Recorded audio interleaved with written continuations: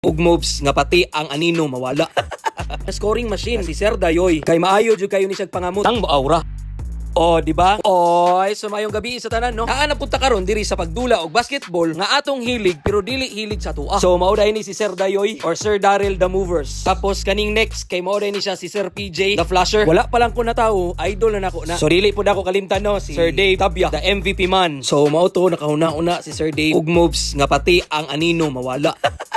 Gamit-gamitan na natog powers kay nibukal ng radiator larga na nindot jud magdula og basketball ang imong mga kauban enjoy lang sa pagdula, especially dili masyad sinabtanay lang kay dili sa tanang panahon swertihon ta nga tanang tira nato masyad. Ato ang na-witness karon sa video ang ato ang kauban nga scoring machine si Sir Dayoy kay maayo jud kayo ni siyang pangamot. Tapos enjoy lang gyud ta, di ba sir? Dili nato kalimtan ang mag-enjoy ug magpasiaw, especially ang aura.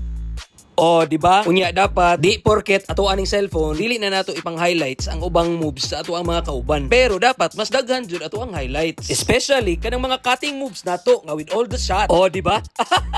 Unya atong lubos-luboson kay ni sanib man sa ato ang swerte og ni pabor ang panahon sa ato ang mga tricks and shots. Boom, di ba? So apilan pa gyud sa ato ang mga pinataka na mga tira nga wala diri wa didto. Pero shot gihapon, di ba? Boom. Ulala. Pero naswertihan lang gyud ning panahon na. Ug dapat na ay communication ug teamwork para mudaog ang isa ka team. So diri lang ta kutob no. God bless mi amore. Oy.